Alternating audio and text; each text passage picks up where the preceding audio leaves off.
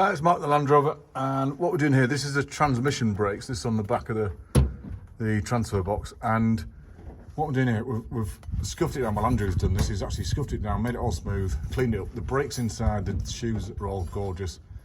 They're new, so that's pretty good. And then, but these two screws are missing, or bolts were missing, countersunk bolts. So what I'm going to do, the prop shaft goes on here, and the prop shaft's going to go on in a second, but there's a little tip here.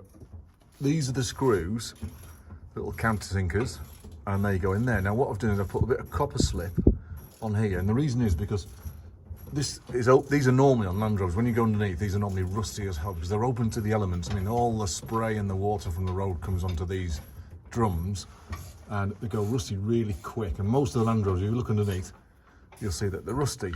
And because they're all rusty and exposed to the elements, these little screws rot up fairly quickly. And the thing is, for the next guy who's got this Land Rover, or if I'm taking this back apart and these are rusted up, these actually seize up, and if they're seized up, they're a blooming nightmare to get out. Oh, my screwdriver's dirty there. I'll clean the screwdriver up before I do that. So what I'm doing, I'm screwing these up on the back of the transmission. It holds the drum on. Now, strictly speaking, the prop holds the drum on as well, so it shouldn't actually need these really, but it's a good thing to put them in because it just holds everything nice and tight and together. And as I say, I put copper slip on them so they don't seize. They don't have to be mega tight, of course, because the threads are holding the drum in place. The girls are working up there, taking the roof off at the moment, so that's what the battering's about.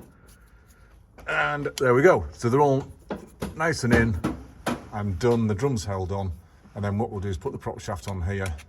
The prop shaft's got no play in it whatsoever. That's another good job done. And just a little one for if you're doing one of these, just put them in and put a bit of copper grease on them, you know, to stop them seizing up for the next guy in.